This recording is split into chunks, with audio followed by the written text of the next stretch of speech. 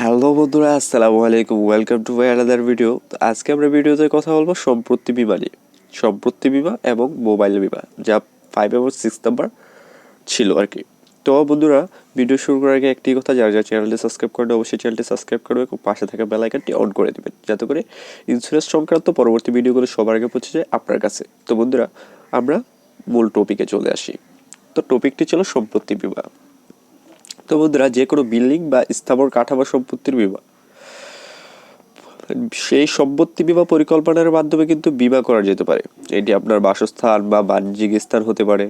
এই ধরনের সম্পত্তি কোনো ক্ষতি হলে আপনি বীমা প্রদানকারীর কাছ থেকে এর আর্থিক সহায়তা দাবি করতে পারবেন। মনে রাখবেন যে এই ধরনের একটি পরিকল্পনা সাম্প্রতিক ভিত্তিক বা ভিতরের বিষয়বস্তুকে আর্থিকভাবে রক্ষা করে। ভারতের সম্পত্তি বীমার ধরন, এখানে ভারতের কিছু ধারণা সম্পত্তি বীমা পলিসির পাওয়া যায়। যেমন হোম ইন্স্যুরেন্স, এটা হচ্ছে হোম মানে হচ্ছে বাড়ি, আর ইন্স্যুরেন্স হচ্ছে আপনার যে একটা বিমা, তা হচ্ছে বাড়ির বিমা। এই ধরনের পলিসির মাধ্যমে কিন্তু আপনি সমস্ত আর্থিক দায় এবং এই আর্থিক দায় থেকে কিন্তু মুক্তি হতে পারবেন, যা আগুন, চুরি, ঝড়, ভূমিকম্প, বিস্ফোরণ এবং অন্যান্য ঘটনার কারণে আপনার বাড়ির বা ভিতরের সামগ্রীর ক্ষতি হতে পারে।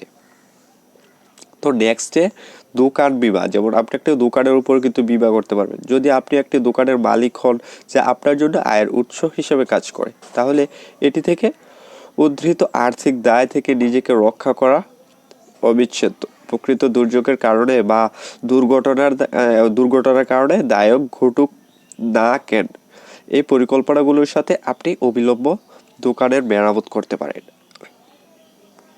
তো নেক্সটে হলো অফিস বিমা। অন্য ধরনের সম্পত্তি বীমা পলিসি। তারপর অফিস বীমা নিশ্চিত করে যে অফিস বিল্ডিং এবং ভিতরের সমস্ত সরঞ্জাম অপ্রত্যাশিত ঘটনার ক্ষেত্রে উল্লেখযোগ্যভাবে সুরক্ষিত থাকে। সাধারণত অফিস, তারপরে হচ্ছে স্পেসগুলোতে ব্যয়বহুল সরঞ্জাম অন্তর্ভুক্ত থাকে, যেমন কম্পিউটার, তারপরে হচ্ছে সার্ভার এবং আরও অনেক কিছু। সুতরাং এই পরিকল্পনাগুলোকে গ্রহণ করা অপরিহার্য। তো বন্ধুরা, নেক্সটে কিন্তু বিল্ডিং ইন্স্যুরেন্স। আপনি যদি পূর্ণ বিল্ডিংয়ের মালিক হন, তাহলে কিন্তু বাড়ির বীমার জন্য বেছে নেওয়ার যথেষ্ট নাও হতে পারে। পরবর্তীতে আপনি পূর্ণাঙ্গ কাভার করার জন্য বিল্ডিং বীমা কিনতে পারেন। সম্পত্তি বীমার সুবিধাগুলো আমরা এখন আপনাদের সামনে তুলে ধরবো। আপনি যদি এখনো মনে করেন যে সম্পত্তি কাভার আপনার যে ধরনের বীমা প্ল্যানগুলি তারপরে নেওয়া দরকার ছিল তার মধ্যে এটি নয়, যদি আপনি এটা মনে করে থাকেন, তাহলে এর থেকে কিছু সুবিধার দিক নজর দিন। যেমন অগ্নিকাণ্ডের বিরুদ্ধে সুরক্ষা, যদিও বীমা পলিসির আগুন প্রতিরোধ করতে পারে না, এটি এই ধরনের ঘটনা থেকে আর্থিক দায়বদ্ধতা থেকে প্রতিরোধ করতে পারে।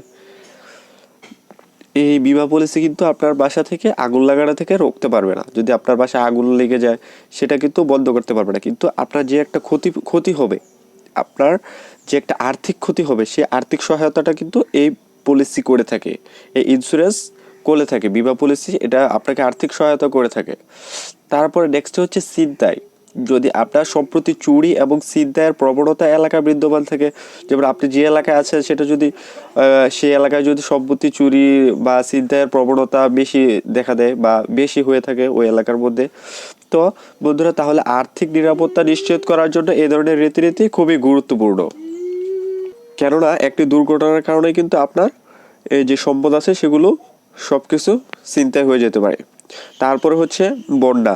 ভারতের কিছু অংশে কিন্তু বন্যা, সাধারণত এই বন্যা আপনার সম্পত্তি ধ্বংস করতে পারে, যার ফলে যথেষ্ট ক্ষতি হতে পারে। সম্পত্তির বীমা এছাড়াও এই ধরনের ঘটনা থেকে রক্ষা করে। তারপর হচ্ছে প্রাকৃতিক দুর্যোগ। পরিকল্পনাটি ভূমিকম্প এবং ঝড় আর অনেক কিছু থেকে সৃষ্টি ক্ষতিকারক বিরুদ্ধে আর্থিক সহায়তা প্রদান করে থাকে। এটি সম্পত্তির একটি হচ্ছে পুনর্নির্মাণ বা সাংস্কৃতিক করার অন্তত ব্যয়বহুল। সুতরাং দীর্ঘমেয়াদী আর্থিক, তারপরে হচ্ছে এই যে স্বাস্থ্য নিশ্চিত করার জন্য কিন্তু সম্পত্তি বীমা পলিসি হলো সর্বোত্তম বিকল্প। তো বন্ধুরা, এই যে বন্যা, কিন্তু ভারতের অনেকাংশে কিন্তু বন্যা হয়ে থাকে। সাধারণত এই বন্যা আপনার সম্পত্তি ধ্বংস করতে পারে।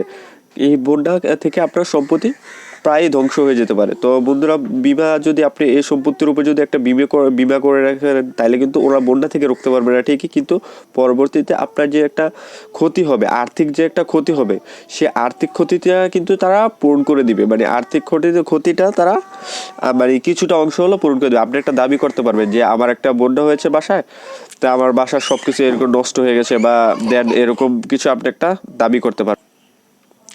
তো আমরা নেক্সটে আসবো মোবাইল বিমা নিয়ে।